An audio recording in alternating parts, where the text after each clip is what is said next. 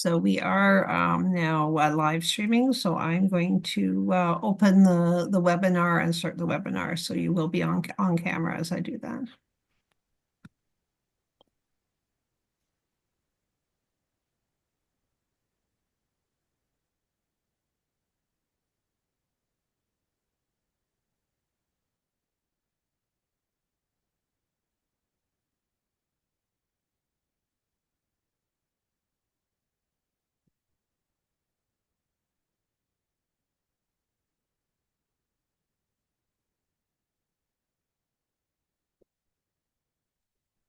We are just getting ready to start. We had over 400 people register, so we're just letting people file into the waiting rooms. So we'll start in just a minute or two.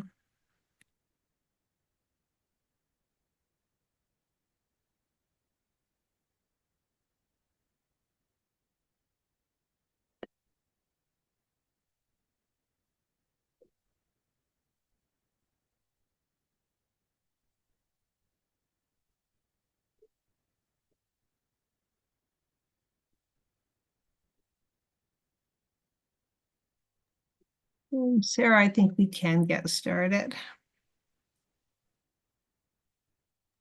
So the chat is open, just to let you know. Hopefully nothing happens, but okay. Welcome, everyone. Thank you very much for joining us.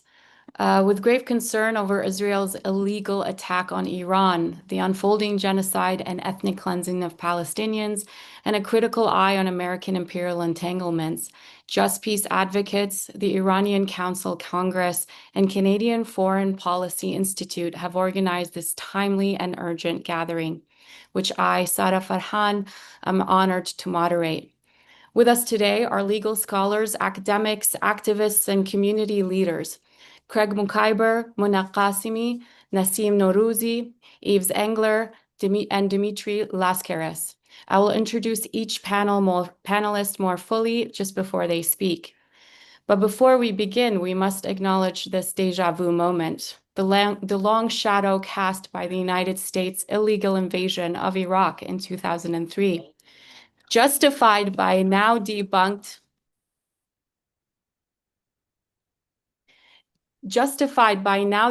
claims of weapons of mass destruction, the war on Iraq was not only a catastrophic breach of international law, but also a carefully orchestrated act of deception, enabled and amplified by complicit Western media that echoed Pentagon talking points. That invasion, built on falsehood and moral posturing, set into motion a legacy of regional destabilization, sectarian fragmentation, and widespread human suffering. It also made unmistakable the role of military-industrial alliances in perpetuating endless war under the guise of democracy and security. Despite public outcry, despite mass critique from scholars, academics, researchers, activists, and lawyers who debunked claims of weapons of mass destruction, the invasion persisted. And years later, the Chilcot Report, while vindicating many of our claims and highlighting the illegality of the intervention, placed no path for justice. Canada, while posturing as a moderate voice, has too often aligned itself with these imperial logics, claiming diplomacy while offering political cover to acts of aggression, most recently seen in its unconditional support for Israel's attacks on Gaza and its silence in the face of mounting international concerns. We are not speaking in a vacuum. The media campaign to prime public opinion for conflict has a long and disturbing history. Since the 1980s, Israeli intelligence and media have issued routine warnings that Iran is mere months away from acquiring nuclear weapons, a narrative that sustained fear and militarism for decades. During the Iran-Iraq War, Israel's 1981 Operation Opera, also known as Operation Babylon, targeted Iraq's nuclear reactors, striking a sovereign state that at the time was an ally to the United States. This action was justified as a, quote, preemptive measure against nuclear proliferation, end quote, but it set a precedent for unilateral violence under the cloak of security. So today we are joined by a panel of researchers, activists, journalists, and academics, legal experts to address Israel's ongoing aggression and confront the political cowardice that fuels it.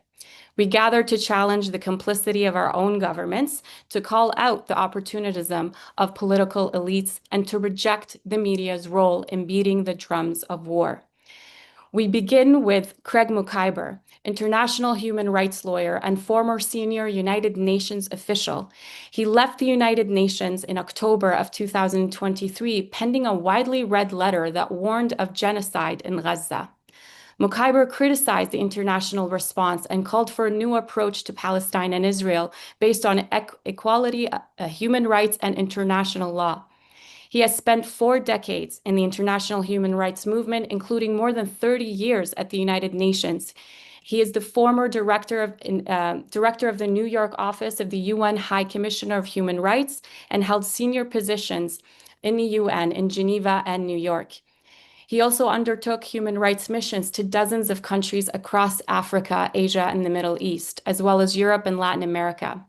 He also served as the UN Senior Human Rights Advisor in Palestine and in Afghanistan, and led a team of human rights specialists attached to the high-level mission in Darfur.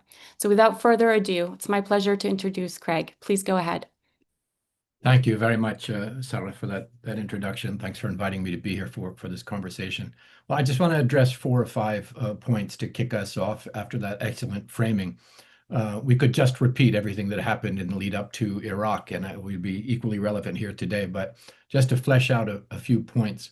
One is that this attack that we're seeing now is very much a product of Israeli impunity and U.S. complicity. The Israeli regime would not be perpetrating out in the open these kinds of crimes if it weren't confident of its Western-backed impunity, its Western weapons, its Western racist ideology, if I may say so, and it is rampaging across the Middle East with that confidence. And this attack on Iran is just the latest in 20 months of bloody violence that the Israeli regime has been perpetrating. But Israel is not a lone rogue. It couldn't do this without the backing of the United States. The United States that, there's a debate in the media, will the U.S. get involved or not? The U.S. is already involved. I think people are catching up on this. The green light for the attack came from the U.S. president, this surprise attack. The distraction of what I think were probably disingenuous diplomatic talks was provided by the U.S. The U.S. tax dollars to finance the operation, intelligence for targeting, refueling, the weapons and ammunition for the killing, diplomatic cover for the Iranian regime, the use of U.S. forces to help in intercepting Iranian defensive missiles, the promise of direct U.S. military backing if Israel requires it. Obviously, you mentioned the propaganda of the media corporations that are covering for this also being provided courtesy of the U.S. And now it looks like the U.S. Is poised to enter the military assault directly. So, the first point is that the U.S. is a direct co-perpetrator in Israel's crimes across the region and including in Iran, whether or not it gets involved directly now in combat operations. Secondly, this is part of a wider rampage, the purpose of which is to consolidate Israeli dominance in the region. This is not about weapons of mass destruction. This is not about nuclear reactors. This is not about human rights. This is about U.S.-Israeli dominance in the region. And if you look at this frenzy in which the Israeli regime has been engaged for the past 20 months, it has perpetrated genocide and apartheid in Palestine, transnational terrorism with its booby-trap pagers in Lebanon, thousands of armed attacks on Lebanon, Syria, Yemen, and Iran. It's been unlawfully occupying Palestinian, Lebanese, and Syrian territory, carrying out extrajudicial executions across the region. It most recently commandeered the humanitarian flotilla ship, the Madeleine. It's been murdering my own former UN colleagues and attacking UN facilities. It's been using its proxies in the West, in countries like Canada and the United States and the UK and Germany, to harass human rights defenders and to corrupt governments. And this is a country that has stockpiles of conventional weapons, high-tech weapons, nuclear, chemical, and biological weapons, and a country which allows no international inspections of its nuclear weapons, refuses to ratify the Non-Proliferation Treaty, and yet it is pronouncing on the peaceful use of nuclear energy by other governments in the region. And of course, it is a regime that is governed by a far-right, deeply racist, fundamentally violent regime, unconstrained by any norms of international law, which is the main point that I want to make is about the law here. The law does not impress the government of Israel, clearly. If you add the ingredient of impunity to all of this, which, as I said, has been guaranteed for decades for Israel, then you have a formula for violence and ultimately for disaster that may not be contained by the boundaries of the Western Asia region. And that really, it is that impunity that has produced the serial criminality of the Israeli regime, right? If it can get away with anything, it will try anything. I mean, any lawyer can tell you that impunity feeds additional criminality, and that criminality is now threatening, not just the Palestinians, but the Syrians and the Lebanese and the Iranians and the Yemenis, and even outside the region, all of us ultimately. So the other point that I wanted to underscore was that it's not about nukes. It's about U.S.-Israel regional hegemony, as I said. Iran is being targeted because it's the last independent state in the region, because most of the Arab governments of the region have been systematically either corrupted and captured by the U.S. and its allies, or destroyed if they refuse to submit: Iraq, Libya, Syria, and so on.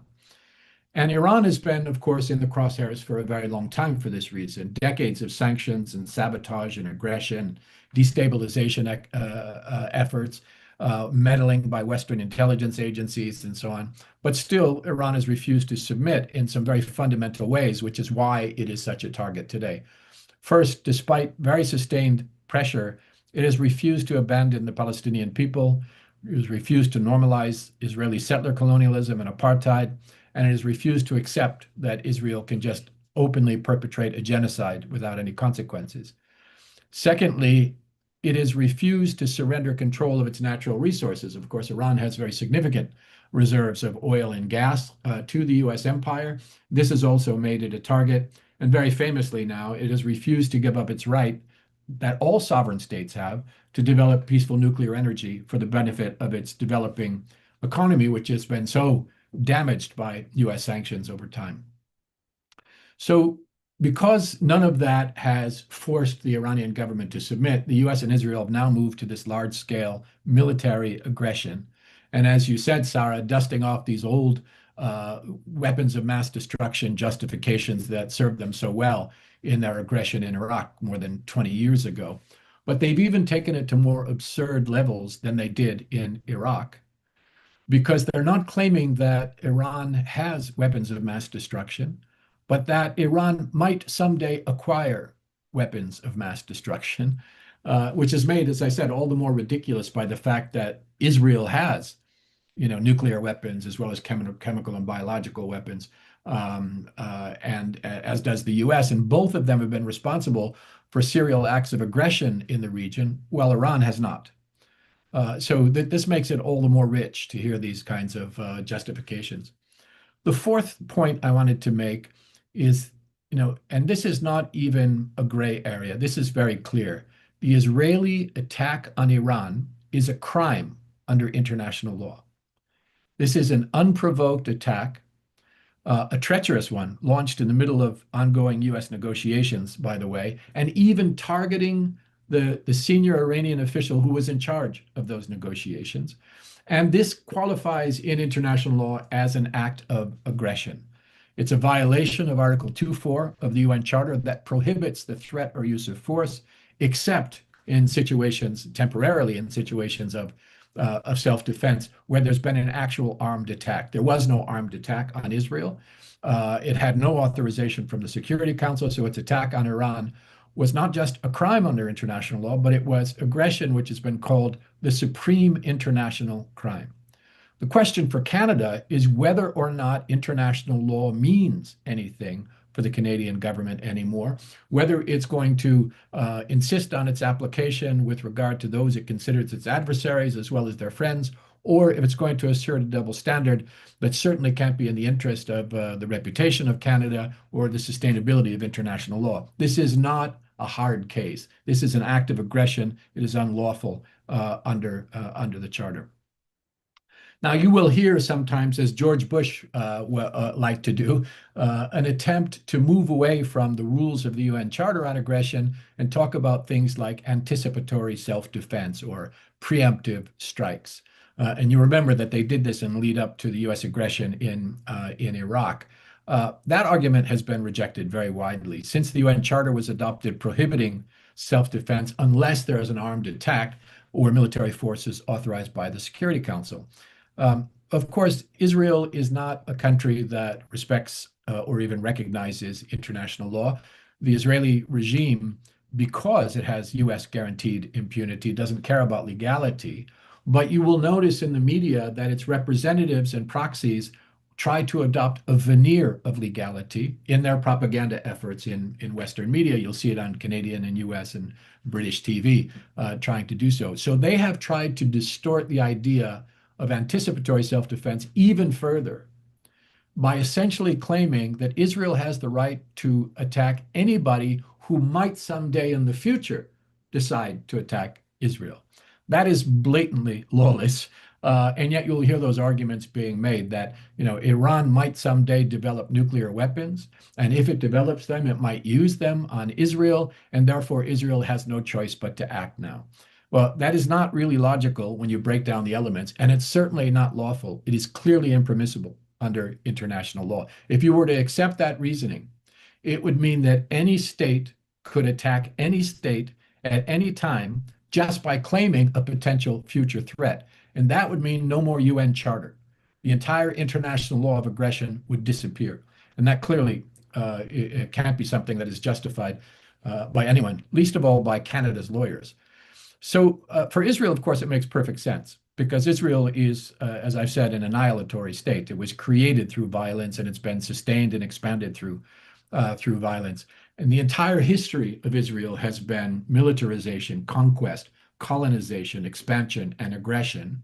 And of course, what that has meant is genocide for the indigenous people of Palestine, constant attack on the regime's neighbors, just as it is attacking Iran now.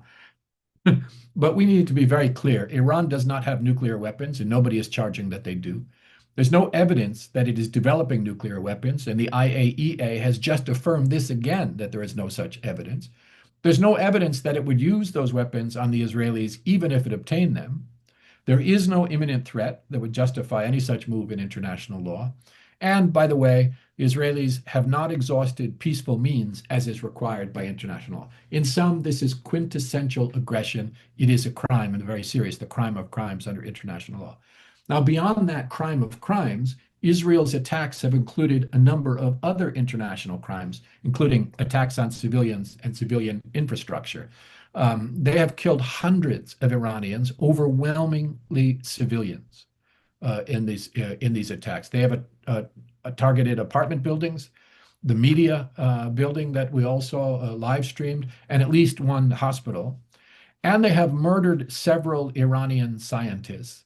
Now, this is a clear violation. All of these are clear violations of the principle of distinction in international humanitarian law and the prohibition of targeting protected persons and protected civilian infrastructure. The killing of scientists is such an obvious case here. You will hear in Western media talk about this as if it was some amazing tactical accomplishment to assassinate scientists. It's not. Under international law, it's murder.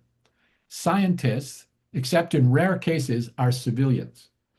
In order for them not to be civilians, they would have to be formally incorporated into the military, not just working for the military, but they'd have to be military officials themselves, and they'd have to be involved in hostilities. But these scientists, including the Iranian scientists who are killed, are civilians. And they are civilians under international law, even if they're working on weapons. And these scientists were not working on weapons, they were working on nuclear energy as well. So targeting them is entirely unlawful. This is the crime of murder under international law.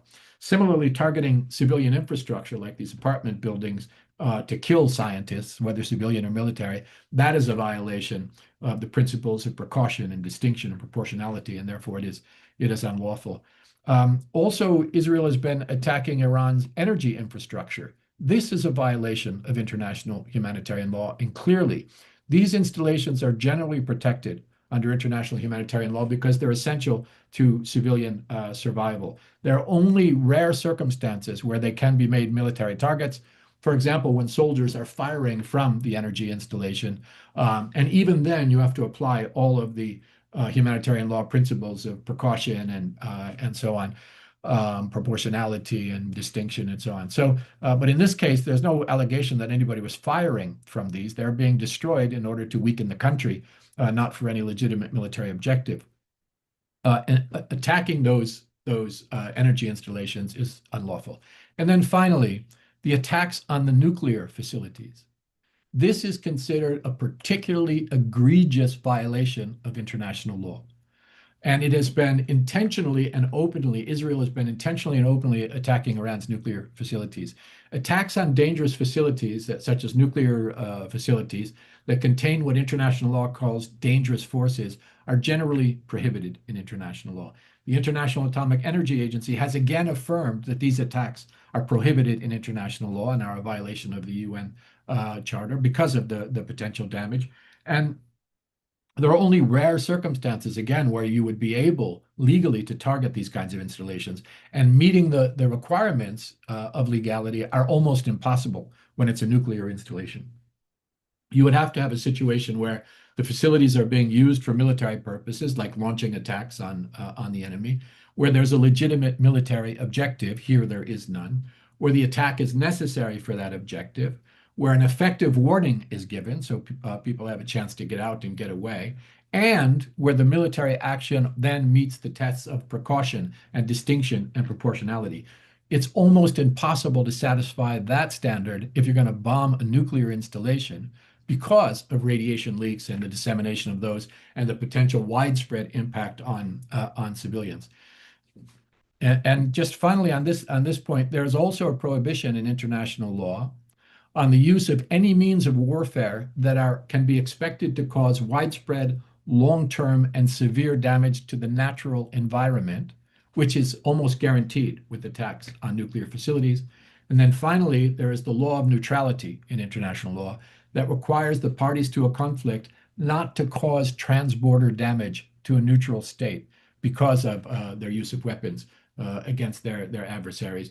And that would be a very predictable outcome of nuclear emissions if you were to attack such a thing. So, at the level of the attack itself, an act of aggression, clearly illegal. The individual attacks themselves, also illegal. And what you're getting from Western governments, what you're getting from Western-aligned media corporations is a distraction about centrifuges and nuclear reactors, when the real threat here is a rogue regime backed up by an even more powerful rogue regime, which is engaged in aggression, genocide, and impunity. And the real threat to the region and the world comes from that, and that's what needs to be contained. I'll stop there. Wow. I'm sure we will have to return to your expertise. I can already see a lot of questions in the chat. Thank you so much, Craig. Our next speaker is Mona Ghassemi. Mona is the sitting president of the Iranian Canadian Congress, a nonprofit, nonpartisan, and non-religious organization established in 2007,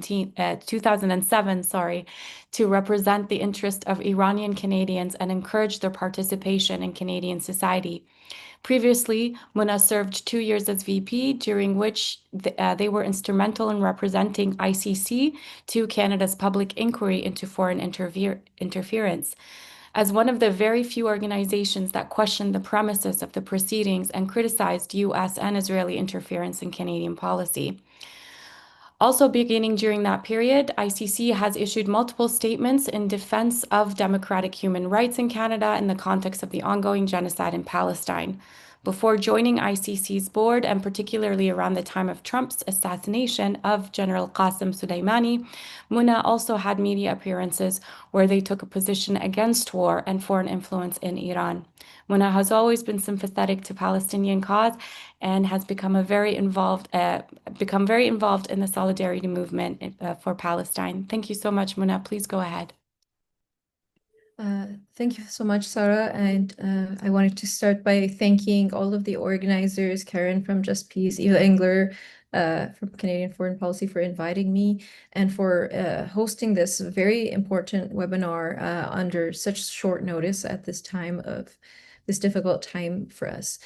And I also wanted to express my heartfelt support for all of our fellow Iranians everywhere, whether in Iran or in the diaspora, in this very difficult time.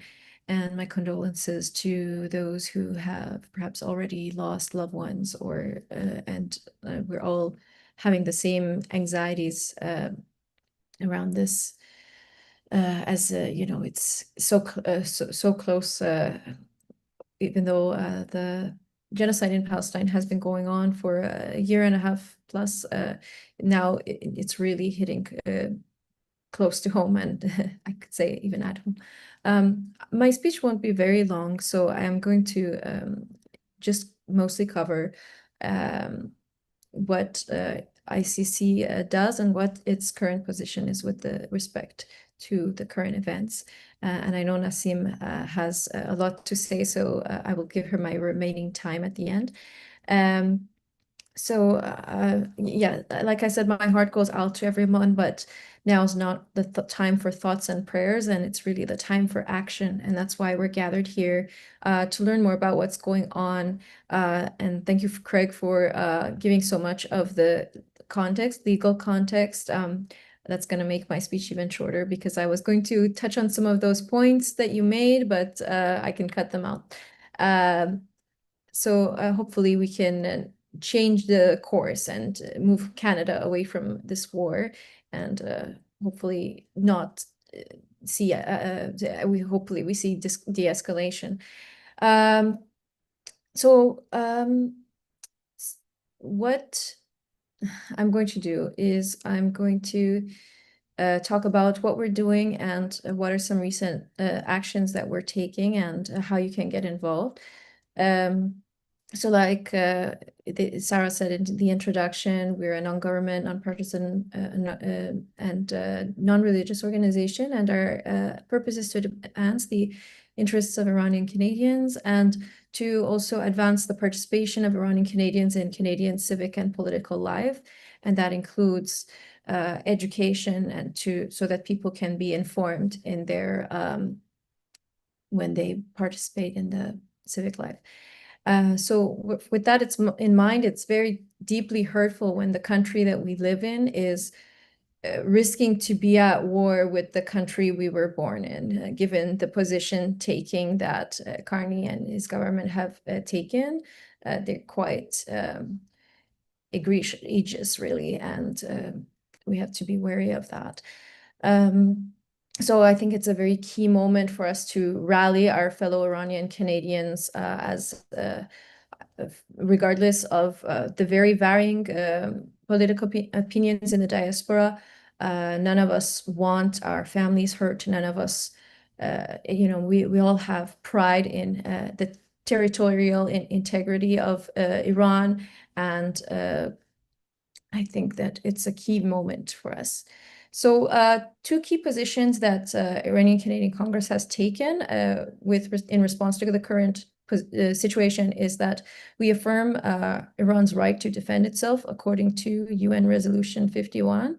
And we demand that Canada condemn the attacks by Israel, that is, reverse its current positioning that was issued by Carney on June 13th. And that claimed that Israel had the right to defend itself without acknowledging that actually, in fact, Israel was the aggressor, and thereby reversing cause and effect. And all those details that Craig mentioned were, show that this is actually quite I don't even know how to say how egregious this is. And I think that most people that I've been talking to definitely see past that.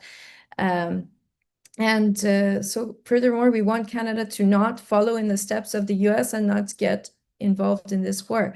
And, there was a key moment where, because of the tariffs on the Canadian products, Canadians had more of a national sentiment separating themselves from the US. So hopefully we can carry this sentiment and not follow in those steps. And we have also in the past, Prime Minister Chrétien, who was a very popular prime minister, did not follow in to engage in the war against Iraq, which is very, as we mentioned in the introduction, it's a very important thing to keep in mind as we are moving forward, because as we were talking before, some people might be mistakenly thinking that Israel is going to save us.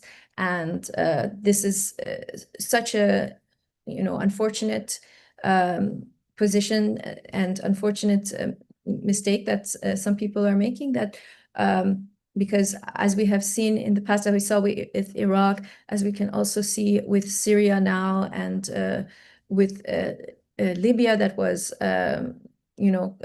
surrendered its nuclear arms, or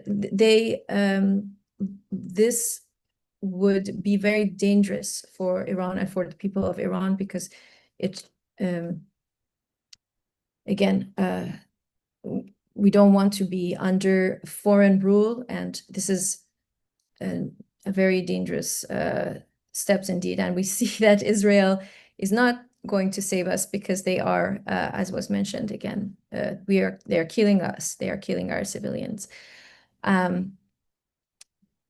So we're currently collaborating and working with other organizations on a number of different statements, actions, and sometimes we add in addition to our main demands that we respect with respect to the legal UN legal framework. Iran does have a right to defend itself, and this was and Iran's response to Israel was in defense of an unprovoked attack, once again in the under the circumstances of doing negotiations with the United States, which it seems were just a pretense.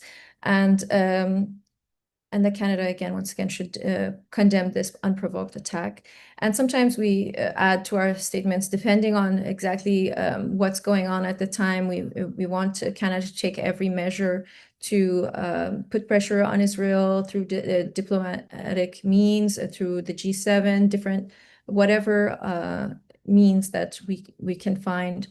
And in addition, we have some long-standing demands that we are highlighting, such as the reopening of diplomatic relations with Iran. We've long been looking for an end to the sanctions on the Iranian people, because sanctions kill. Sanctions are a slow war, and Iran has been under circumstances of a slow war by the United States and its allies for many years now.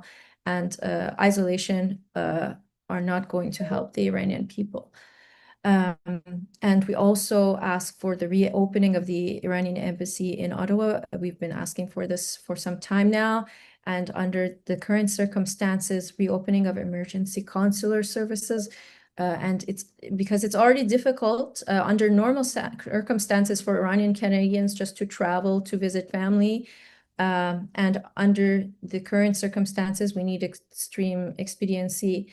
From what I understand, Canada offered an emergency hotline for people, Canadians who were in the region, to be able to, get support. But from what I've heard, at least one of our contacts tried to use that hotline, and they were told that we don't have diplomatic relations. And so it wasn't especially helpful. Basically, they were told, oh, can I go to the border? What's going to happen? They said, oh, you need to look at the news and judge based on your own circumstances and what you see in the news. And basically, if you make to the border, you have to go to Turkey and buy your own ticket home. So it was really like seemed like completely unhelpful advice that they received. So it's really hurtful that we are in this position, living in this country, working in this country, and contributing to this country, and yet we are not supported when we have our needs, and our lives are in danger. So that's with respect to the immediate situation. And as regards the broader situation, Iranian Canadian Congress early on, starting in October 23, as soon as we saw the escalation of the genocide in Palestine, because it's a slow genocide once again,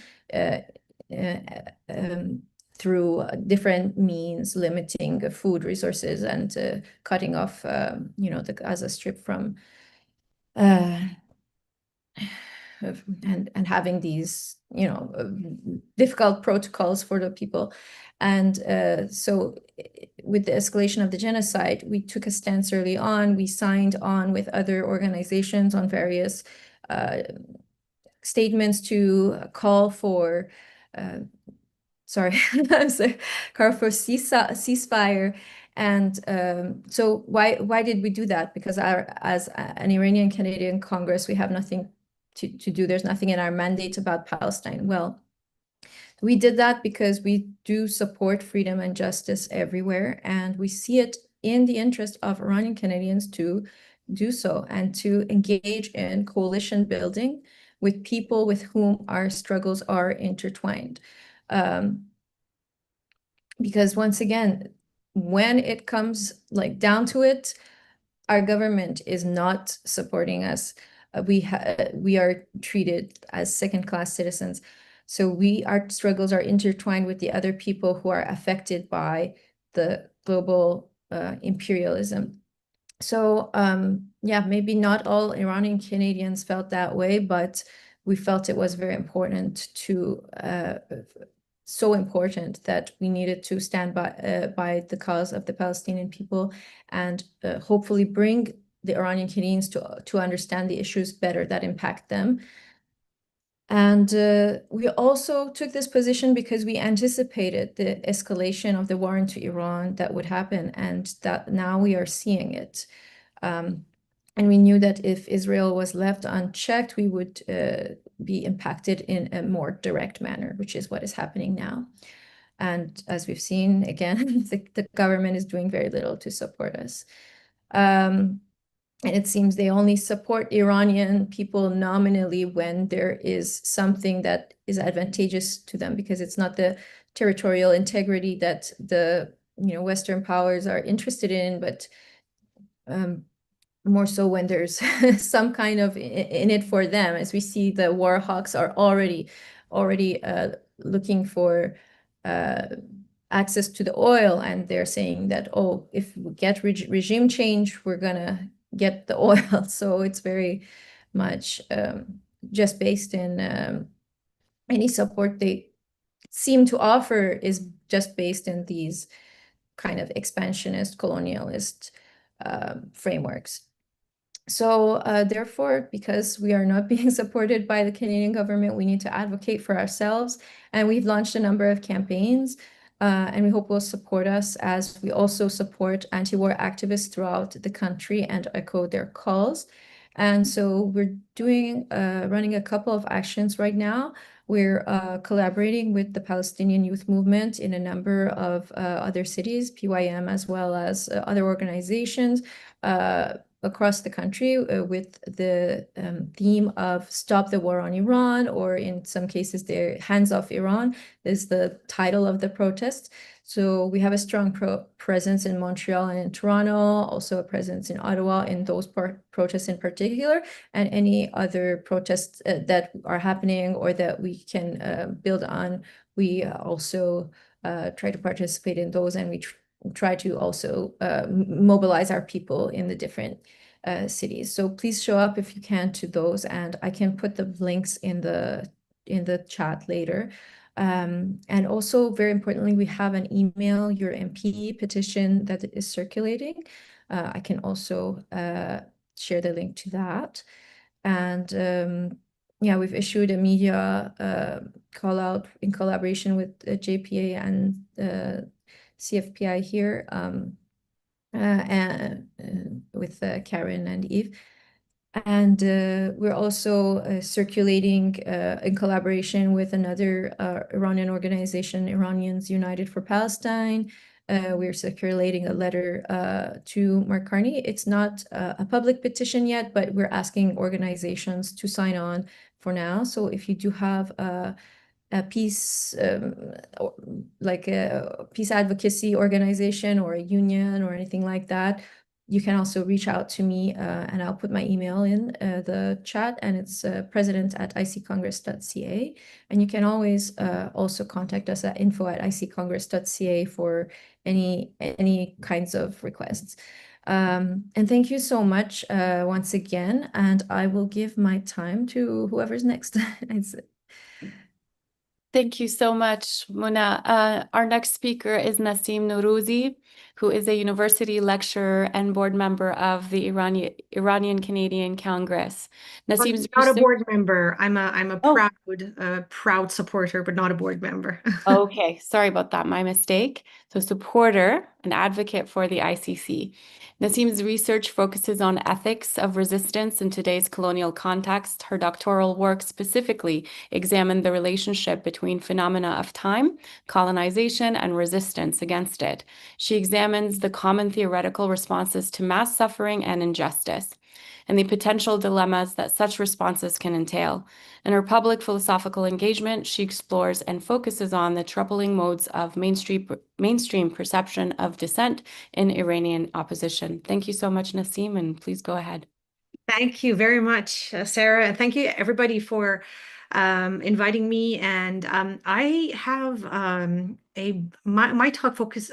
I included a little bit of a chat GPT there and native informant. So it's a little bit different, but there's also a lot of overlap. And I think it's very important to focus on the overlap because I'm incredibly scatterbrained because of the ongoing situation and psychologically really unwell. I did manage to record part, it's about 14 minutes. It was 25 minutes, but then I'm just taking part of it. So I'll play it for you here, and I'm here if you have any questions that you want to ask. My talk was, I wanted to provide a quick fix to people who are facing hawkish rhetoric, and they are peace activists. How should they go on, and how should they proceed in such situations? And how should activists, non-Iranian activists, deal with pro-war Iranians? Because it becomes a very tricky situation of like, all right, I'm Iranian, you're not, don't speak for me. So that's the part that I will be looking at. So a lot of discussions that are focusing on the similarities are actually pointing to how important it is to not forget. So I'll play this for you, and if you have any questions, I'm here to answer. All right, so can everybody see? Yes. All right, perfect. And can you give me a thumbs up when you hear the sound? So I saw a post on Twitter, I think, or it was on Instagram. It said, there was a quote that said, the US doesn't manufacture anything anymore. It was along these lines. And then someone had written, wrong, it manufactures consent for war. So, you know, and I think it's absolutely true. And the phrase of manufacturing consent for war is becoming more and more relevant because of the presence of Netanyahu and because of the presence of a genocidal state in the Middle East. Now, my talk centers around this. What should we do about the manufacturing of consent? Like, is there a quick solution to it when we see the manufacturing of consent online or by certain groups of people? And, you know, my solution is find the repeated patterns of the formats that war had been manufactured before, Do not budge when the conversation gets veered off by warmongers, when there are deflections that are happening. Insist on the patterns of manufacturing of consent, and I'm going to go through it, especially with the focus on historical records, precedences that have happened in the region, and most importantly, and way more important than the precedences, is how the precedences were actually the pieces of the puzzle in order to get us where we are. Right?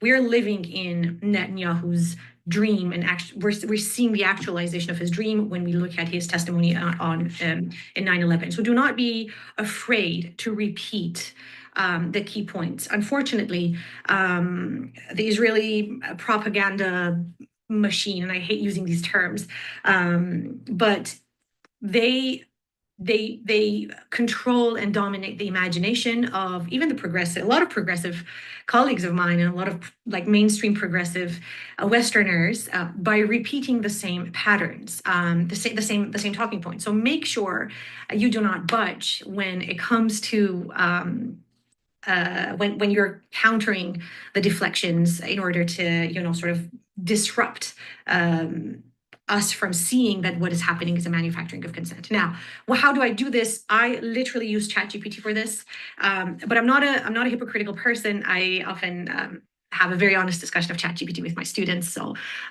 it's not banned in my classes. Let's just put it like that for now. But I literally asked ChatGPT because we're out of time for sleep and eating and everything these days. That about the claims that were created in order to manufacture consent for the Iraq War. And then I will tell you how to approach those claims when it comes to Iran. So the 5 claims that ChatGPT enumerates. Number 1 is weapons of mass destruction. Obviously, the claim was they asserted that Iraq possessed weapons of mass destruction, including chemical, biological, and possibly nuclear weapons, which posed an imminent threat. And the reality was extensive searches by Iraq survey group after the invasion found no stockpiles of WMDs. Also, WMD is a fallacy, using the fallacy of the big lie technique, which is something else. But this is the claim, and that's the reality. They didn't find it. The second thing was links to terrorism, right? Officials, including President Bush, suggested that Saddam had operational ties with terrorist groups, right? Particularly Al-Qaeda in Iraq. And that they said that Iraq supported terrorism. The reality was, while his regime was authoritarian, no credible evidence was found linking Iraq to 9/11 attacks or significant operational ties with Al-Qaeda, right? So the 9/11 Commission concluded that there was no collaborative relationship between Al-Qaeda and Iraq. It makes you think about the presence of ISIS and the fact that it never attacks Israel. So, let's keep that in mind. The third thing is threat to regional stability. The US argued that Iraq's actions threatened stability in the Middle East, and that regime change would lead to a more stable and democratic region. Please search for Netanyahu's testimony on this. And the reason why he talks about, if we take out Iraq, Iranians next door would think that their time has come to get rid of their dictator. So it was like, we're in his dream, right? We've been in his dream of making a new Middle East. And then the reality was that the aftermath of the invasion led to significant instability, including a power vacuum that contributed to the rise of extremist groups like ISIS, which exacerbated violence and sectarian conflict in the region. All right, fourth one is humanitarian intervention. This is key. This is key when we're talking about native informants. And I'm going to come back to this. So this is very, very important as activists and anti-war activists, how to deal with the claim of humanitarian intervention. Now, the claim was that the invasion was justified on humanitarian grounds, claiming to liberate the Iraqi people from Saddam Hussein's brutal regime. You see the repeating of the patterns: brutal dictatorship, authoritarianism, et cetera, et cetera. The reality was, while the regime was indeed tyrannical and responsible for human rights abuses, critics argue that the humanitarian justification was overshadowed by the chaos that followed the invasion, leading to civilian casualties and a humanitarian crisis in Iraq. Okay, and then the last one is immediate danger. Keywords: immediate danger. The claim was that government officials portrayed Iraq as an immediate threat that had to be addressed promptly to prevent an imminent attack. I mean, it's almost insulting to our intelligences to see this being repeated, right? But the fact that it's being repeated needs to be reminded. There's no need to search for new arguments when old arguments are being used in order to contribute to mass suffering. Actually, it is urgent for us to stay with classical arguments of suffering when we see them.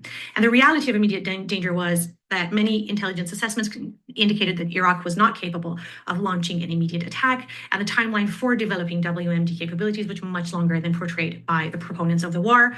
Also keep in mind that Israel has nuclear program, and there is a strategic silent ambiguity strategy of like ambiguous silence or something like that.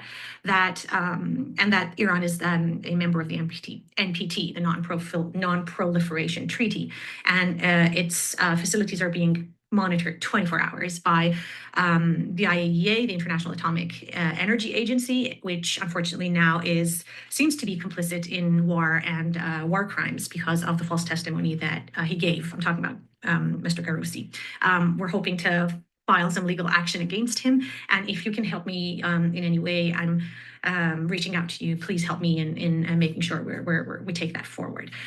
So these are the five things: weapons of mass destruction, links to terrorism, threats to regional stability, humanitarian intervention, and immediate danger. All right, as people who are in these situations and we want to prevent these situations, our task is this: whatever talking point comes to the fore, you can see, and it's very sad that you can see, but you can see that they actually fall exactly within one of these arguments. Like, it's impossible for them to not fall into these five claims.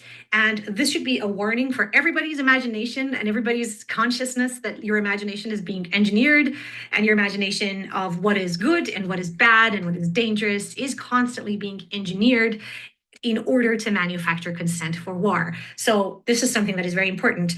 The quick solution for anyone who wants to find out what position to take is to see if the arguments that are being presented, do they fall into these five claims? If they do, we're manufacturing consent for war, and your silence means manufacturing the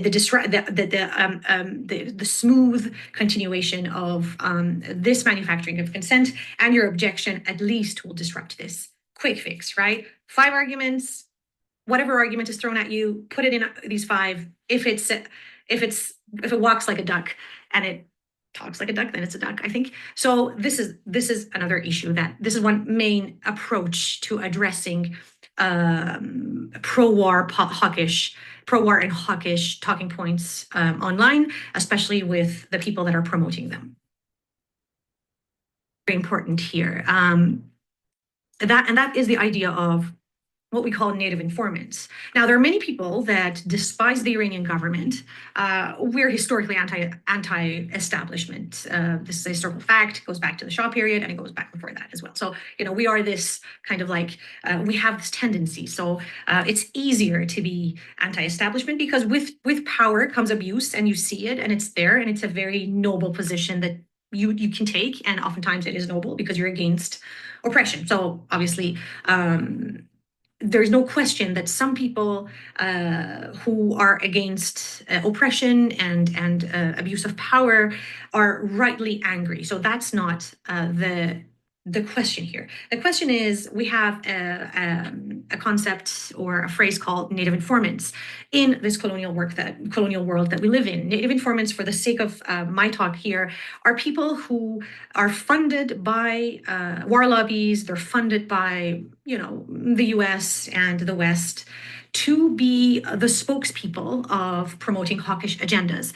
How do they do that? Is usually they cherry pick, and they're very good at it, I have to mention. They cherry pick human rights abuses, and they constantly embolden the human rights abuses that serves their purpose. And I'm going to talk about what I mean by this. In order, like, they are the ones that the West wants to hear, right? For the manufacturing of consent to go on smoothly, right? This coincides with the white saviorism complex. And again, oftentimes it's very well-intentioned. Someone who thinks they're sitting in a democracy like Canada, on occupied territory. That's, not beside the point, but for the moment, they say, oh, let's go free some other people from the tyrants. They need to know that they are subjects of manufacturing of consent by being constantly exposed to native informants. They are people from a targeted country who say things that are pleasing to your ears, and who say things that are pleasing to the ears of hawkish policymakers. And they sort of like, they kind of like make you silent on your objections to war. They're like, all right, if they're saying it, they're from that country, right? So there are a few things to mention here. First of all, yes, human rights abuses have happened. Unfortunately, I say unfortunately, I don't know if it's a good term, but many of the people that are talking about these things are the people that did not have that much of a rough time back home. With definitely a few exceptions, And we right now have tens of former political prisoners who have been, and I'm sort of like documenting their testimonies right now on my Instagram page, that have been to solitary confinements for many, many months. And they have had harsh sentences, and they have been under duress.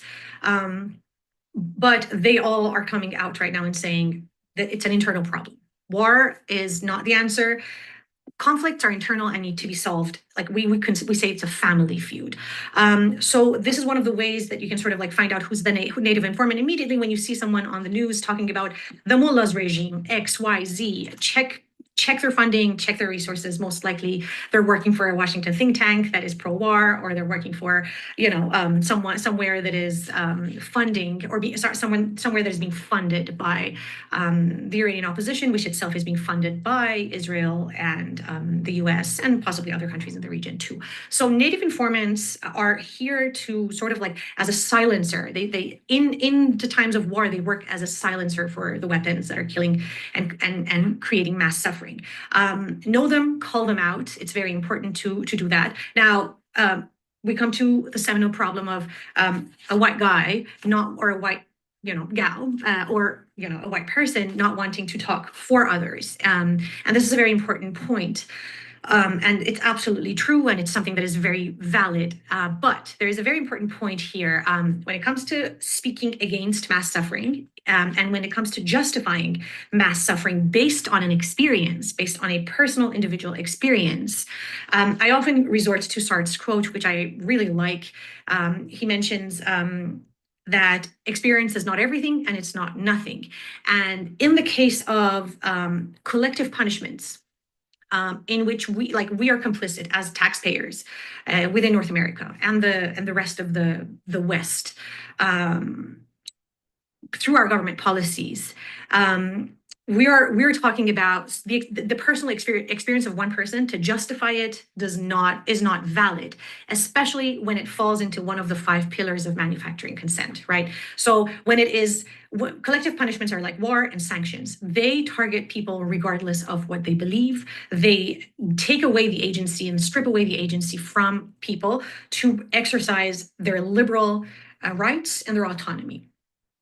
So when it comes to collective punishment, experience is not everything, and especially if it contributes to you being a native informant, being funded to create this particular dynamic of imagination for the minds of the Westerners.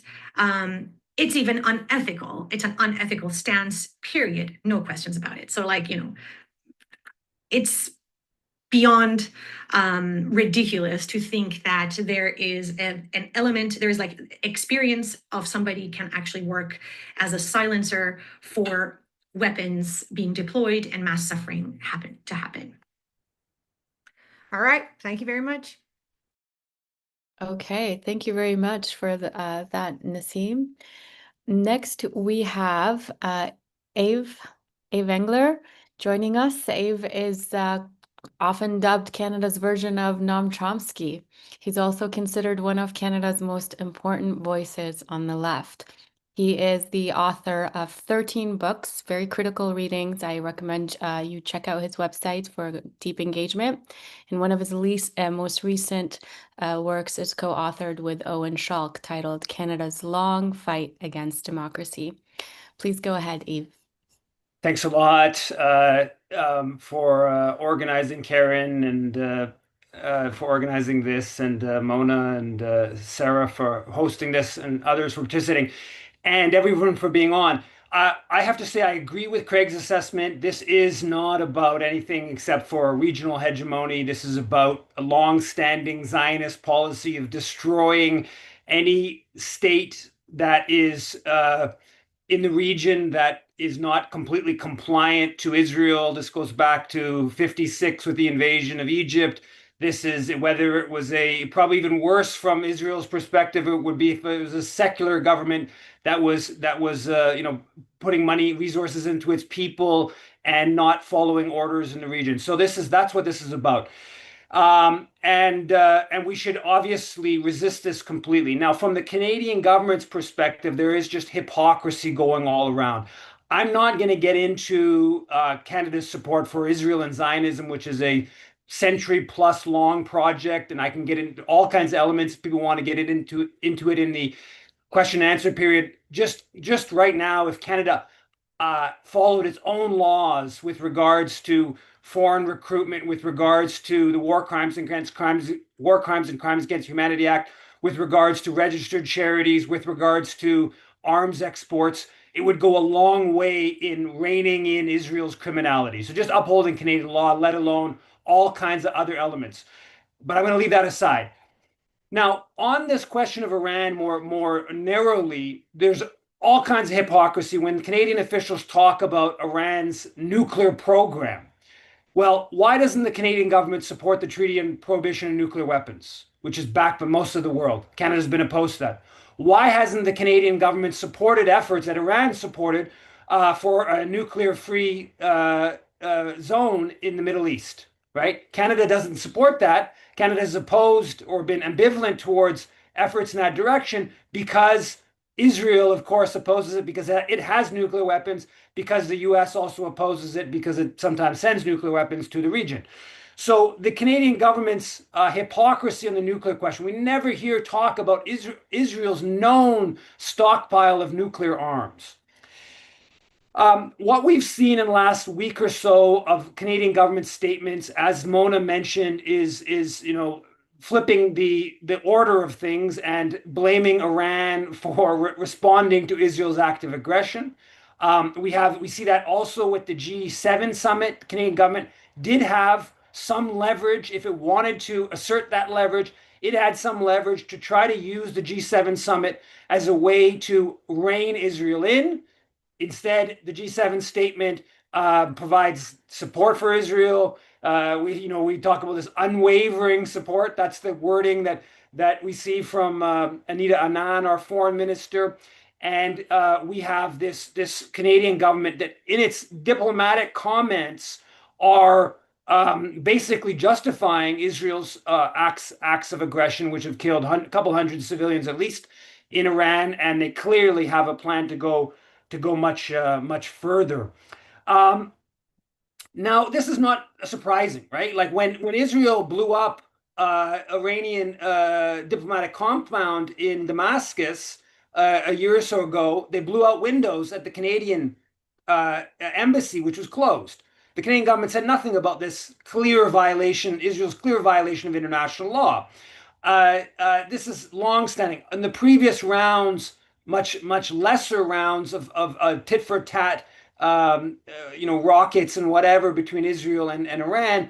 Same dynamic. Canada blames Iran for responding to Israel's acts of aggression.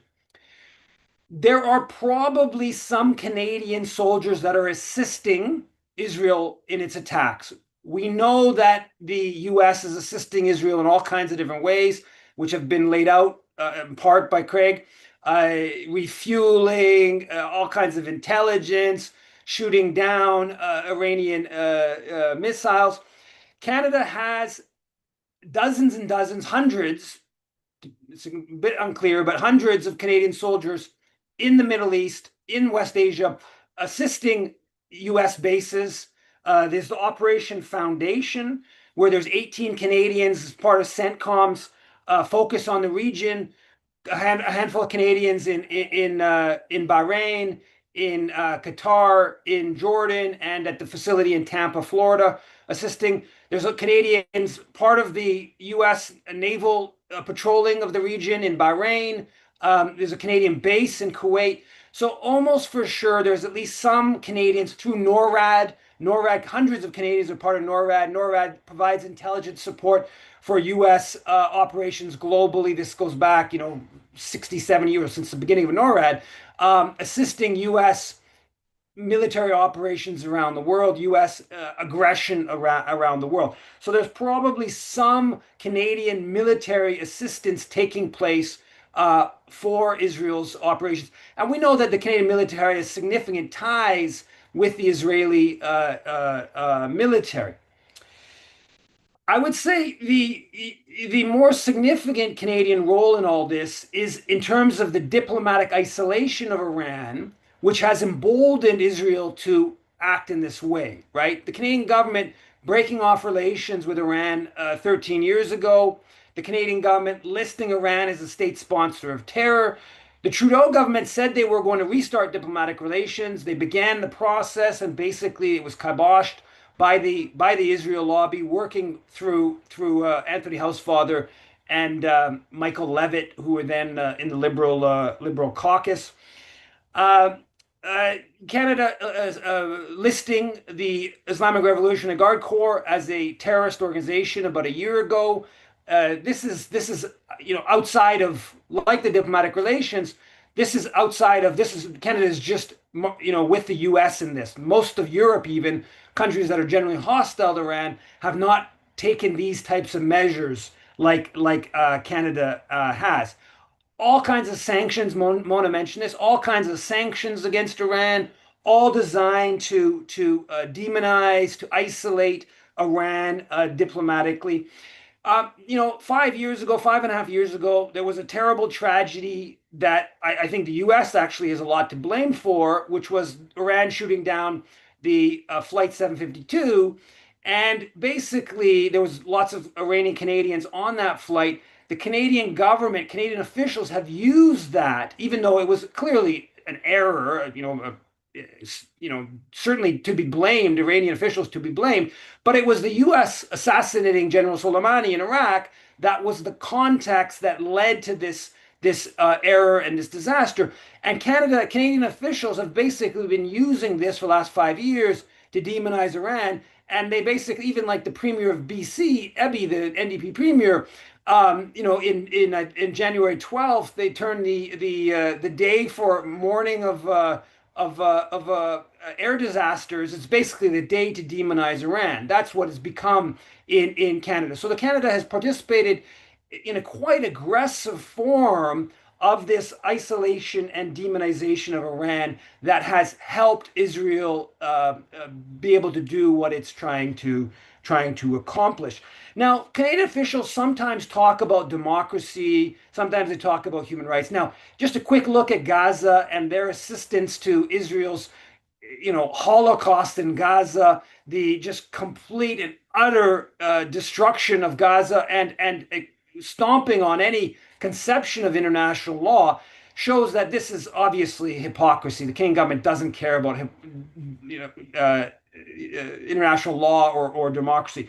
But in the Iranian case, it's clear, right? There's history here that is not talked about basically by anyone, where Canada assisted the U.S. and Britain in destroying Iranian democracy, right? Canada supported the British embargo against Iranian oil after the nationalization of Mossadegh in 51.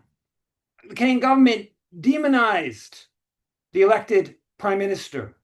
The Canadian government, while the US and UK were working to destabilize and ultimately overthrow, Canada was going along with this. And you have internal comments of Canadian officials making that clear that they supported this. So like I said, they supported the oil embargo to weaken the government. And then they never criticized the coup afterwards, the overthrow of democracy. They began relations with Iran not long after the ouster of Mossadegh. And then they deepened ties to the Shah that was put in. And over the next 26 years, Canada's relations to the repressive government just deepened. And you had the Premier of Ontario traveling to Iran. You had Canada selling weapons, even while the SAVAK, the brutal internal force, was repressing dissent. So the Canadian government has not shown some like desire for democracy or human rights in Iran. They use that to target and weaken a government that is not following the orders of Washington and Tel Aviv in the region. And so I think that's some of the history that is important for us to understand when making sense of Canadian policy towards Iran today. And I think it's just absolutely vital. I mean, over the past 20 months, we have seen a Israeli government that has attacked Lebanon, Syria, expanded in the West Bank, bombed Yemen, obviously the horrors in Gaza, and now this effort in Iran. And it's imperative that we do everything we can. I see a situation. I think Trump is started backing away. I think his MAGA base splitting on this suggests there's a real possibility that Trump is sort of backing away a little bit here. He's getting maybe a bit cold feet of joining fully in this Israeli war, and it's imperative that we do everything we can here to put pressure on the Canadian government. Obviously, this weekend there's important demonstrations. People need to come out and demand an end to Canadian complicity in Israel's war on Iran. I'll leave it at that. Thank you. Thank you so much. You elaborated on key points about Canada's so-called peacekeeping historical role, but also the contradictions embedded in that. Thank you. Our next speaker is Dimitri Lascaris, who is a lawyer, journalist, and the host of Reason to Resist. Please go ahead, Dimitri. Thank you. Good evening, everybody, and a great note of appreciation to the organizers who not only did a lot of work to put this event together, but who are fighting for the cause of justice every day and have been doing so for a very long time. And I'm privileged to have been invited here to speak along these fine guests with them. I've had the privilege of acting as legal counsel to the Iranian Canadian Congress on a couple of occasions. I've witnessed firsthand how this organization has come under vicious attack repeatedly from neocons, militarists, military corporations, and bigots simply because the organization advocated for peaceful relations between Canada and Iran. It's been one of the most eye-opening experiences of my life as a Canadian citizen to see how this wonderful organization has been so mistreated by the Canadian establishment for so absurd a reason. I mean, no person of conscience would take issue with a desire to reduce the prospects of war. This is a courageous organization. It's done so much to promote détente between Canada and Iran at considerable cost, reputational expense to the leaders of the organization. And I say to you that the ICC deserves the support of all Canadians of conscience above all else, whether or not, the Canadian question happens to be of Iranian origin. At times such as these, when the world stands on the precipice of World War III and may well be in World War III as we speak tonight, our highest priority as persons of conscience should be to de-demonize the so-called enemy. And fortunately, I was able to travel to Iran for the first time in my life weeks before this criminal war of aggression was launched on the country, and saw, at least, to a limited degree in the time that was available to me, what Iran is like today. And although I was able to remain there for only 1 week, and although I did not have the opportunity to leave the capital, Tehran, I believe I saw and heard and experienced enough to tell you something probably isn't going to surprise most people on this call, that we Westerners have been lied to relentlessly about this extraordinary country. Now, before I share some observations about Iran with you, let me be clear that my goal in saying these things is not to immunize its government from criticism. No government should be immune from criticism, including, of course, our own governments. But the idea that the government of Iran is uniquely evil or evil at all especially when you compare its conduct to that of our own governments, is preposterous, frankly. On the contrary, no governments in the world today, and let us be clear about this, have demonstrated more evil, more depravity, more savagery and barbarism than have our own governments here in the West during the past 20 months. And in fact, going back many decades.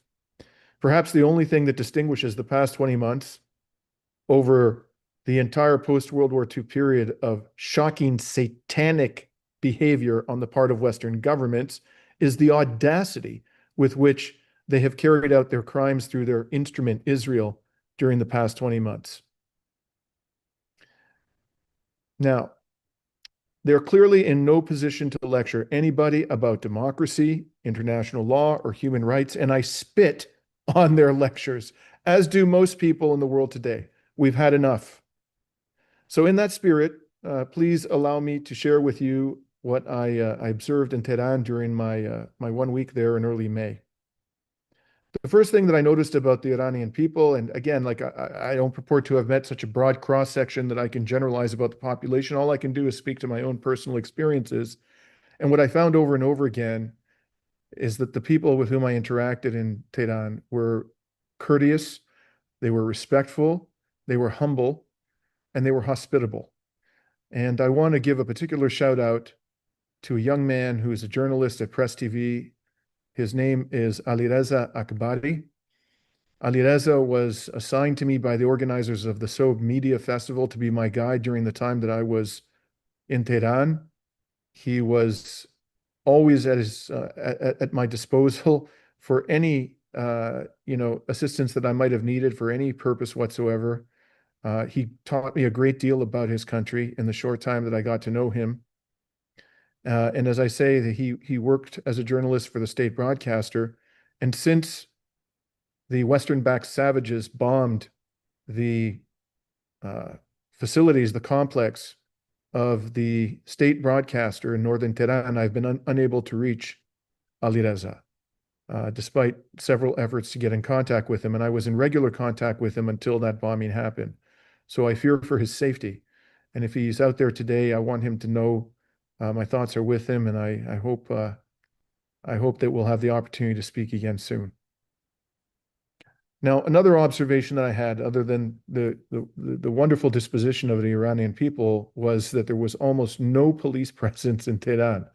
And bear in mind that when I was there, the country was under a threat to an extraordinary degree. And yet I saw perhaps 5 police officers, and I'm not exaggerating, 5 uniformed police officers the entire time I was there.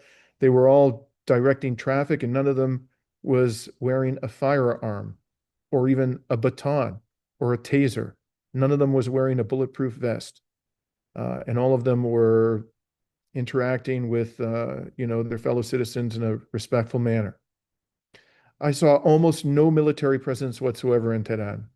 I think I saw one soldier who was armed, and that was at the entrance to a government facility, a nuclear reactor facility to which we were invited in Tehran.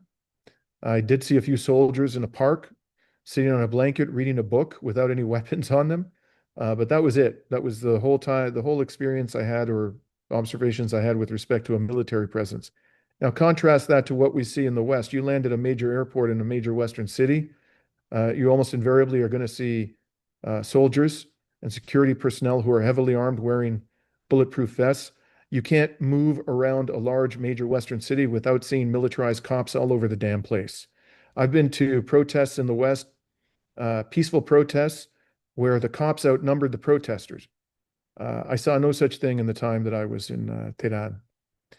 When I was in Tehran, I did not see any homeless people. That's not to say that they don't exist, that they're not there. I can't comment on the extent of homelessness in Tehran. I'm certainly no expert in the subject. But all I can tell you is that when I walk the streets of any major Western city today, I see homeless people everywhere. In Ottawa, the capital of Canada, it's a national disgrace. You're standing 100 meters from Parliament, and you see people in the streets, sleeping in the streets, people who are obviously suffering from substance abuse, people who have mental health difficulties, and they're not receiving the treatment that they deserve. A stone's throw from the national legislature. Every day, these people who purport to represent us go to work. They see these things and they do nothing about them. I saw none of this when I was in Tehran. When I was in Tehran, no one tried to impose any restrictions on my activities. Although Ali was assigned to be my guide, there were many times that I left the hotel and walked the streets of Tehran alone. I was not required to advise anybody of my whereabouts. I was not required to limit my activities in any way or to say anything that I wasn't inclined to say or refrain from saying anything that I was inclined to say. I was asked to actually give a speech at the University, the Islamic Republic University of Broadcasting, where I predicted, and I'm sad to say that I was right about this, that Israel, with the backing of the United States, was about to attack Iran.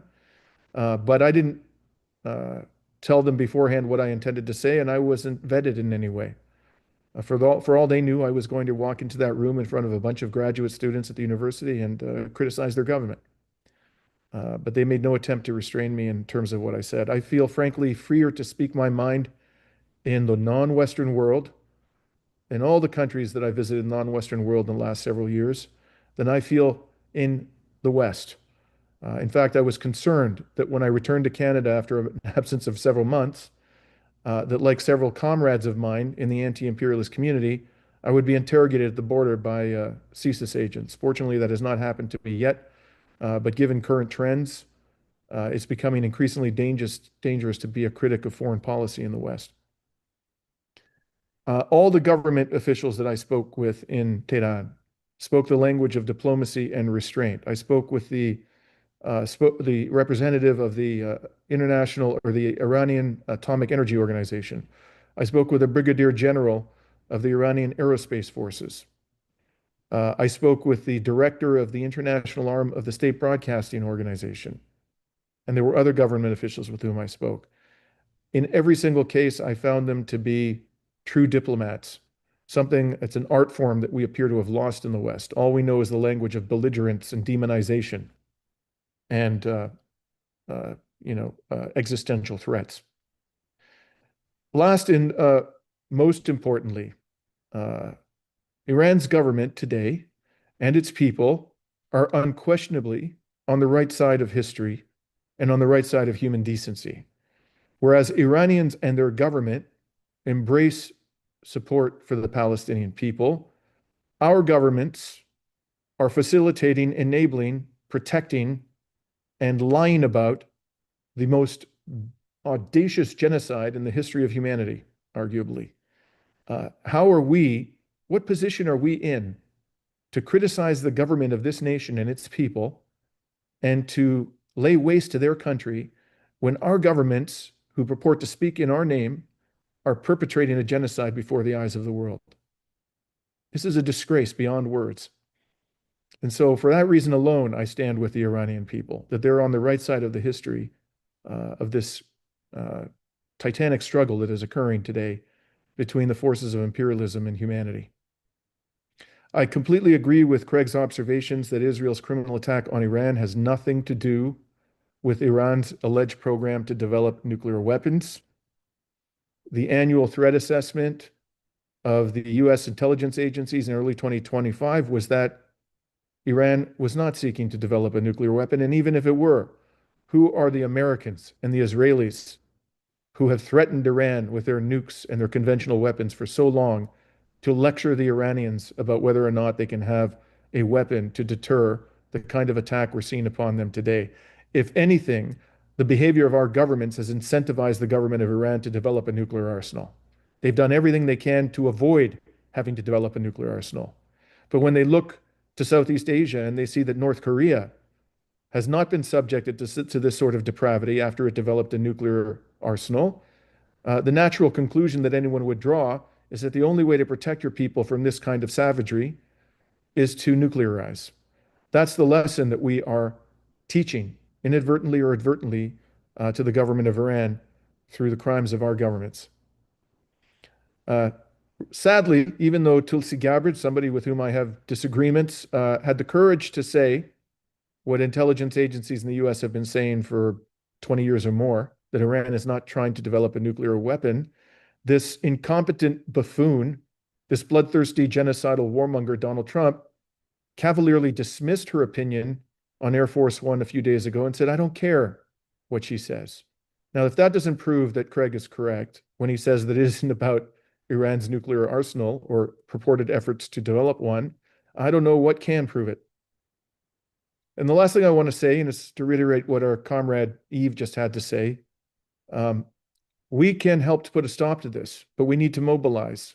I was born during the Vietnam War, and I'm old enough to remember that millions of people took to the streets, not just in the United States, but throughout the West, to bring an end to that barbarism. And I fear that the reason why we're seeing so little opposition today to this type of cataclysmic war that our government is fomenting, our governments throughout the West are fomenting, is that we have become comfortable in the belief that we ourselves or our sons, our daughters will not be called upon to fight these wars, as was the case in the Vietnam War. Quite apart from the fact that that's inhumane, that approach, that it's okay, for our governments to foment unjust wars when it's other people's sons and daughters who will die fighting them. Quite apart from the immorality of that, I find that to be rather naive. Sooner or later, if we allow our governments to get away with what they're doing now, this will come back to haunt us at home, and it's already begun to haunt us at home. Our societies are becoming increasingly fascistic, and they will become even more fascistic if we continue to give our governments and their proxies impunity for their crimes. So please, everybody, I know many of the people on this call have already expended enormous energy in protesting the crimes and the depravity of our government. But if you can do more in that regard, and if you can encourage people in your circle of friends, your colleagues, to join the struggle, please do that before it's too late. Thank you. Thank you so much, Dimitri. Thank you to all of the panelists. We have gathered some questions from our registrants, as well as right now we've collected a few exciting ones in the Q&A. And I think to get us going, I just want to start off with a spicy one, if I may. As a historian of the modern Middle East, we have always looked critically at international law. We've looked critically at the United Nations, as this is an apparatus of a continuity of colonialism under the auspice of preventing global catastrophe. So here we are seeing that veneer peel away. So what order really is operating here? Because we know, at least in the context of the Global South, that the United Nations and its Security Council is there to punish the Global South. It's not there to protect it or to establish any ethos. But what is, I guess, this is an existential question. What is order, having witnessed repeatedly through the lens of the Global South, that it doesn't exist, that laws are there only to punish us in the context of the Global South, not necessarily to establish a semblance of peace, etc.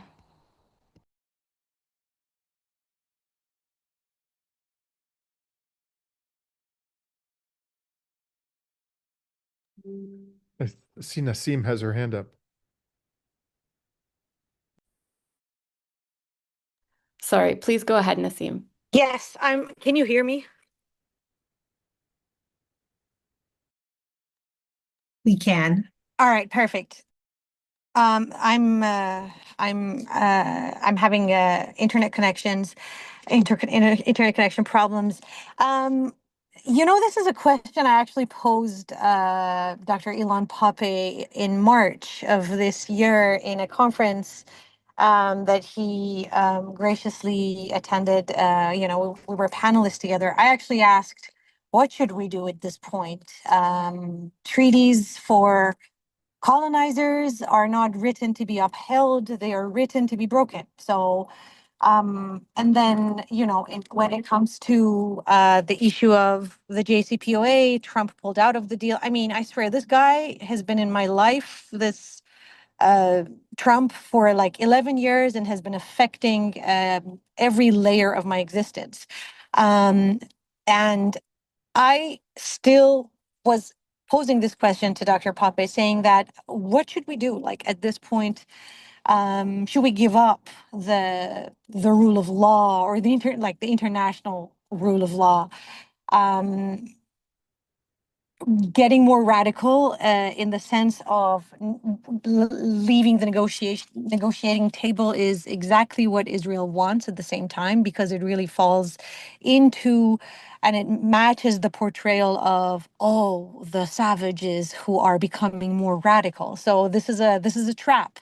It's a double bind, right? We were at the negotiating table when this happened.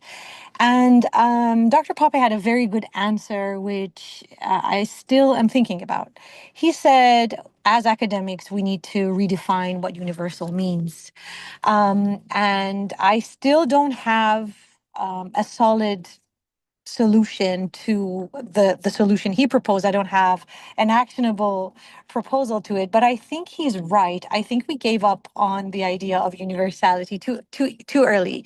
We and you see a lot of anti-Zionist Jewish advocates for Palestine have an amazing motto. They say never again means never again for everybody.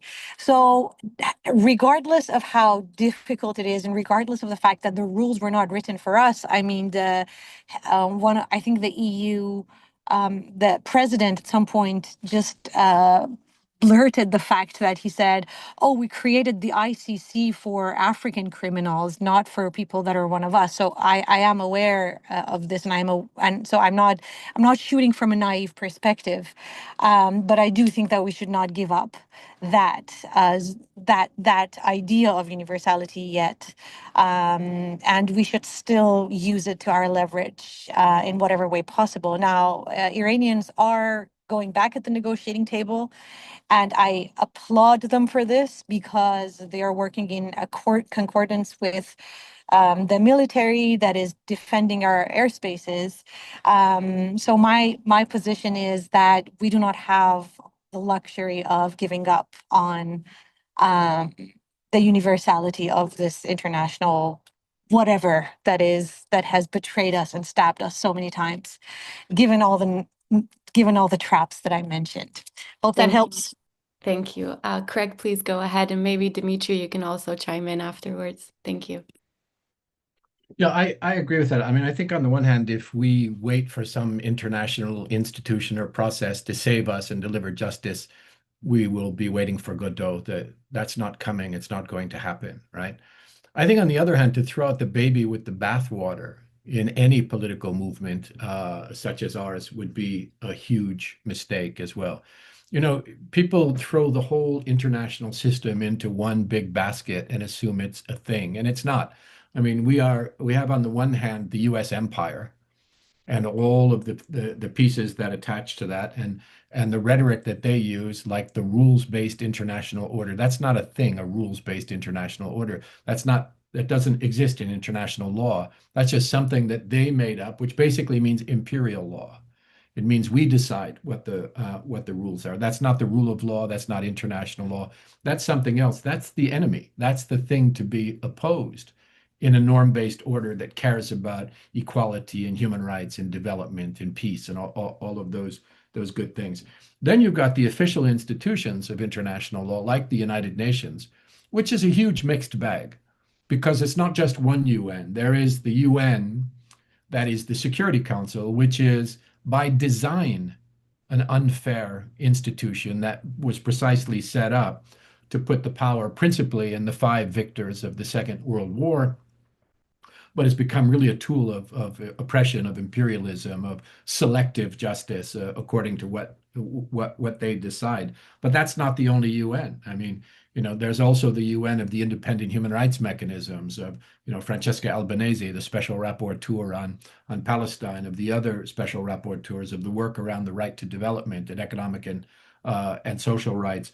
There is the UN of 1945, which was a very imperial mechanism. But then there's the UN of 1975, when all of the decolonized peoples and countries took their seat at the table and changed dramatically what that mechanism was used for.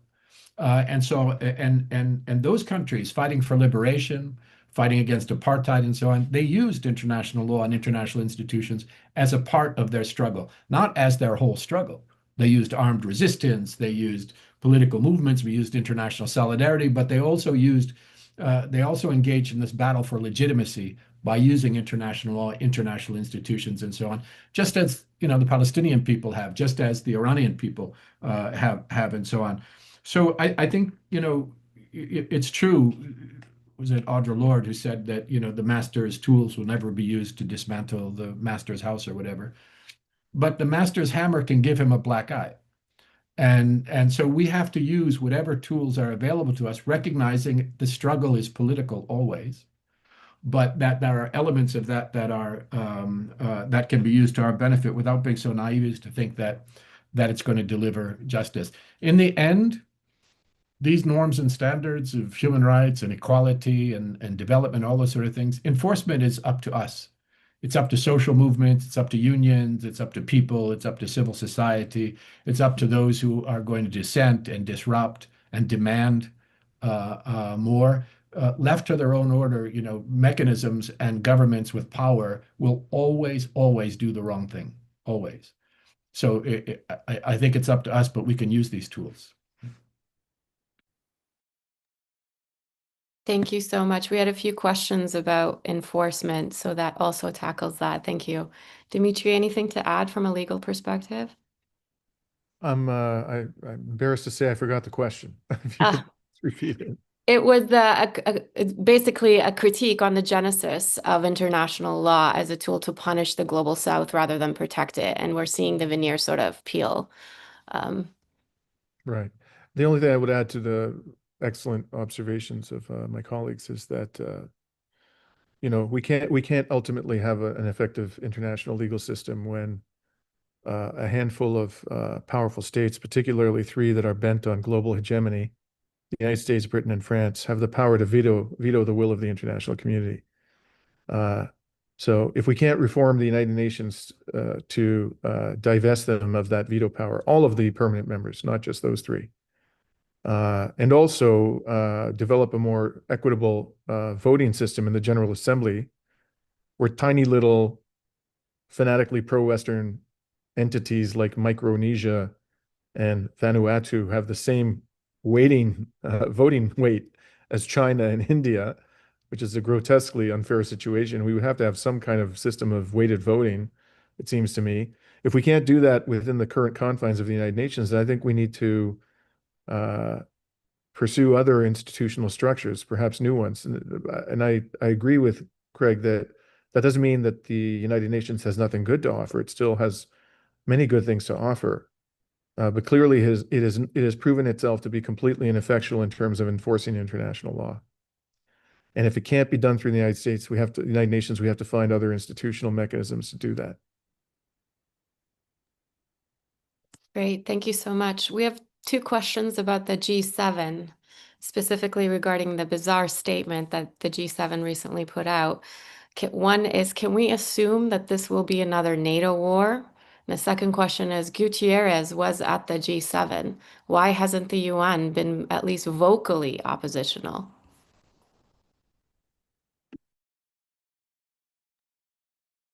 Because it's been co-opted by the West. That's my answer. Guterres is more, I wouldn't say he's totally lacking in independence, but he's clearly, I think, biased in favor of Western power. And he's proven that in spades during this war on the Palestinian people and now this war of aggression against Iran. Yeah, and I would just add to that, the countries, Germany has been providing lots of weapons to Israel, the UK, Canada, France have provided all kinds of diplomatic support. So the idea that the G7 is supporting Israel is not a particularly big surprise. The protests in Calgary was Genocide 7 was how they framed it, which I think was good framing. So now, could the Canadian government, if it wanted to rein Israel in, could it have used the platform for something, a minimum, a little bit less bad? I think that is possible. But I think that I think there is some division though. Also, the I don't think I think France is a bit uncomfortable, bit worried about where this may go. I think that maybe the same thing could be said with the UK government right now, and probably even a little bit with the Canadian government, Japanese government, in terms of there have been Biden administration, Democratic administrations in the U.S. that have not wanted Israel to do this. So I don't think that this is not necessarily a completely new thing from Israel's perspective in terms of attacking Iran. They are taking advantage of some dynamics that have changed in their favor or their perceived favor. But there is, I think, division within the G7 about how far to go in assisting and backing Israel in this imperial operation that could go sideways, not sideways just from a simple sort of like moral standpoint, but sideways from a G7 power in the world standpoint. Thank you. Any other? Oh, sorry, Craig, go ahead. Yeah, I mean, I think the G7 statement says it all. I mean, these are co-perpetrators, many of them, the British, the French, obviously, the Americans are literally co-perpetrators of the genocide in Palestine. And this war with this attack on Iran is obviously not unrelated to the genocide in Palestine. I mean, as I described it, it's a part of a regional assault on the part of Israel and its backers, right? So if I saw a G7, I mean, this statement, the absurdity of beginning a statement when you have Israel perpetrate an act of aggression on Iran, and the G7 starts its statement with, quote, Israel has a right to defend itself, gives away the entire game. These are not neutral parties. I mean, the most absurd thing that we've seen in recent years is the U.S., right up until the bombs started dropping on Iran, the U.S. acting like a mediator of some kind. The U.S. is not a mediator. It is a party to the genocide. It is a party to the aggression on Iran. It is a party to the attacks, across the region. And for all of the shortcomings of the UN, the G7 is by definition a part of the problem. I mean, it's the imperial side of international organization without all of the trappings of something else. So, I mean, that's what we're up against. And just Antonio Guterres, the Secretary General, and other senior political voices in the UN have been absolutely shameless throughout the genocide in Palestine, and they've been shameless in addressing the aggression on Iran as well. Today, he couldn't even bring himself to call directly for a ceasefire. Instead, he used some language, probably vetted by the G7, about something leading to a ceasefire. So you've got an act of aggression, a gross violation of human rights, a direct breach of the UN Charter for which Antonio Guterres is responsible, and he can't even call for a ceasefire. Of course, he padded it with all sorts of, calls for a diplomatic solution and so on, but just call for a ceasefire. We're not asking for so much. And he's unable to do so correctly so, because he is, I'm afraid, too captured by the West. Thank you very much. Here in Canada, there was a report that was leaked that the RCMP was investigating Canadians who have been going to and participating in the genocide in Gaza. Soon thereafter, Deborah Lyons posted a picture with President Herzog saying no such investigation is taking place. So clearly Canada is quite complicit. We also are involved in building the machinery that's dropping the bombs. The question here, I guess, is about how do we hold our governments accountable? And we've received one regarding Greece's responsibility to arrest Netanyahu. We received one regarding our role in Canada to pressure our community, our local politics, but also our federal politics. So lots of questions about what can we do materially to hold our governments accountable. Well, I mean, the good thing from an activist standpoint is there's lots of things that we can do because we are so complicit in Israel's crimes, right? So there's lots of targets, there's lots of things that we can demand. I'm of the opinion that if Canada just upheld its own laws when it comes to Israel, that would go a significant way in lessening Canadian contribution to Palestinian dispossession. We have, Karen has been the leading person in this country by a large margin in going after these registered charities in Canada that are violating existing Canada Revenue Agency rules around assisting the Israeli military, West Bank settlements, racist organizations, municipalities, all these things that are currently against the rules for charities. There's dozens of them doing it, and they're sometimes raising tens of millions of dollars to do this. In Hesek Foundation, last 20 years, $200 million subsidized by all of us to support the Israeli military. There's been campaigns around the Foreign Enlistment Act, right? There's all these institutions in Canada who have been inducing Canadians to join the Israeli military in violation of Canada's Foreign Enlistment Act. The RCMP won't take it seriously. There was an effort, a legal effort, to have a private prosecution on the matter. It moved forward around this one group, Sarel, and then the prosecution took over the case and dropped the case. And so there's legal element. There's complete impunity. Complete's too strong a word, but there's significant impunity within the legal system, legal exceptionalism when it comes to Israel around the Foreign Enlistment Act, around the War Crimes and Crimes Against Humanity Act, the RCMP. It's just a complete double standard between what they do with regards to Ukraine and what they've done with regards to Gaza. We know there are tens, dozens and dozens, hundreds probably of Canadians who've been involved in this genocide in Gaza. So that's all, campaigning work that needs to be done. Obviously, the arms embargo question is the one that's been the most on. There's been a little bit of success on that front. But it's just campaigning. I mean, there's a legal side to it. I think sometimes there are legal avenues, but mostly it's political campaigning that just is relentless, has to be relentless. And there's no real easy answer to it, but it's be engaged, is going to the demonstrations like this weekend around Hands Off Iran. It's the demonstrations regularly around Palestine, the email campaigns, the education, the actions, the disruptions, the office occupations, all of that. Just more of it. There's no easy solution. It's a lot of work. Craig, did you have anything to add? Yeah, I just want to agree with Yves on that. I want to say a couple of things. One is, don't forget that Israel is on trial for genocide in the International Court of Justice. And there are provisional orders that have been issued by the International Court of Justice that have implications for all UN member states, including Canada. And it needs to be reminded of that. The calls that we are making are not fringe calls. They're calls for Canada to respect international law, its obligations.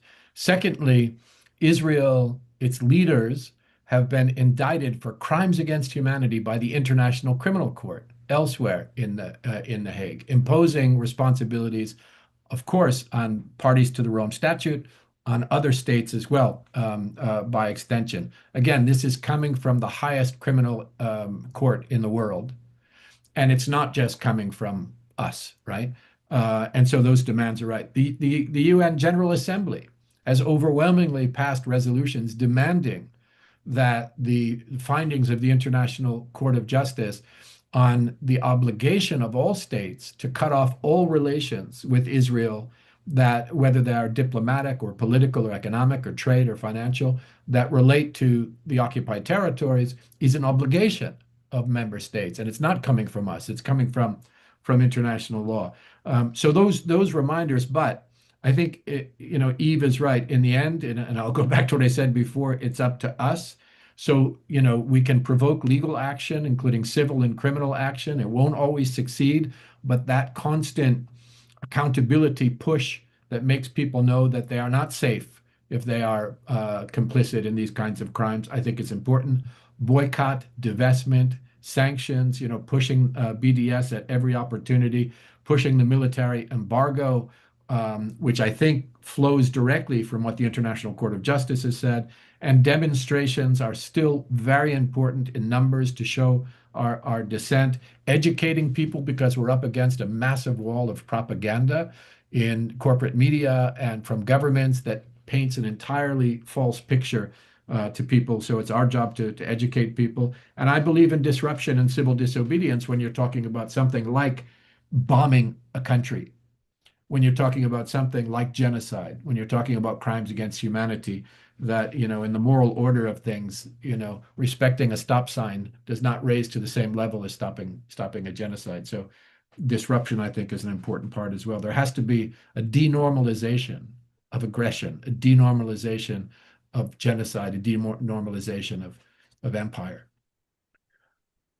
I would like to add a few words, if I might, on this question. I have a strong feeling about this. What I think, if people are looking for ways to contribute, they have to look no further than Yves Engler. Yves Engler is a one-man disruption machine. If you gave me 10,000 Yves Englers, I could make life really, really uncomfortable for people in positions of power. And I can't commend Yves enough for being this fearless voice. They hate him. You can see every time he confronts some politician in some public space, they want to strangle him because he just won't stop speaking truth to power. And I don't think appeals to their conscience is going to work, because I really doubt that they have a conscience. I don't think peaceful protest is, I think it's good in terms of communicating to the oppressed that we care about them. That's very important. But I don't see much evidence that that's actually affecting government policy. I think we have to make these people feel very uncomfortable with their decisions. We have to shame them. We have to name them. We can give them no peace. One of the most effective forms of protest, I thought, was when people of conscience stood outside the home of Antony Blinken and his Canadian counterpart, Melanie Joly, and the political elite just went crazy. Oh my God, how can you do this? It's harassment. You shouldn't be imposing this on our families, blah, blah, blah. When they react this way, you know that your action is having an impact upon them. And that's why they can't stand Yves so much. So I would recommend that you get out there and disrupt, obviously in a non-violent manner. They'll try to make you feel, guilty for doing that. And I know it's difficult. It's a stressful thing to do, especially because the cops, are prone to, put their dirty paws on you and drag you away for the crime of asking people tough questions. But I think that's what we need more than anything. We need peaceful, relentless disruption. Thank you so much. I think we're almost out of time, but I'll throw a question for Mona because I want to hear your voice on this. I'm sort of rewrapping the question. So there are influential Iranian Canadians as well as Iranian Americans who are advocating and encouraging this intervention for political gain, et cetera, et cetera. We've seen the same with Ahmed Chalabis in Iraq, for example, and a group of exiled Iraqis that were advocating for similar measures. So in your opinion, Mona, what should we take away from this? And what do you see playing out? What can we do to either disrupt this effort to further kind of or indigenize the intervention, if you will? What can we do to tackle that? So, sorry, I was focused on trying to answer some of the questions by text, but yeah, so I'm seeing hopeful change within the community that is disrupting those narratives of sort of the white savior narratives and the once again, Israel going to save us kind of thing, because unfortunately there's a lot of propaganda that has when Netanyahu directs his speeches towards Iranian people and saying that we're on your side and all of this. Iranian people have many difficulties and many challenges, let's say, both in the diaspora and within Iran. And I think that sometimes, unfortunately, some people fall for those propaganda. But I think we're seeing a lot of young people in the Western Hemisphere, especially like the second generation Iranian Canadians and Iranian Americans who are seeing past that because they come to Canada and they learn about Indigenous struggles here, about police brutality here, and about all of these things that challenge that, let's say, Western superiority narrative. So, we call it in Iran, it's called Westoxification. Originally, the term was coined by Jalal al-Ahmad, who was a communist revolutionary before time of Islamic Republic. And people are, I see it a lot among the younger folks here that they're seeing past that and challenging this Westoxified view that some of their relatives may have expressed to them, and so there's hope, I think, and I hope I answered your question. I'm not sure if I caught the right parts of it. So. No, I think it's great. And apologies for those who wanted their questions asked specifically. What I did is I wrapped a few together to get the point across. So I might have not asked your question verbatim, but I tried to convey a few. I just want to thank our wonderful panelists for dedicating your time. I know it's late where you are, it's early here for me, but thank you very much. If you have any additional questions, feel free to email us. Our information has been shared by Karen in the chat. She's been quite active. And please stay tuned to future activities, future engagements. And again, thank you very much for participating. Have a great evening and stay vigilant. Take care. Thank you.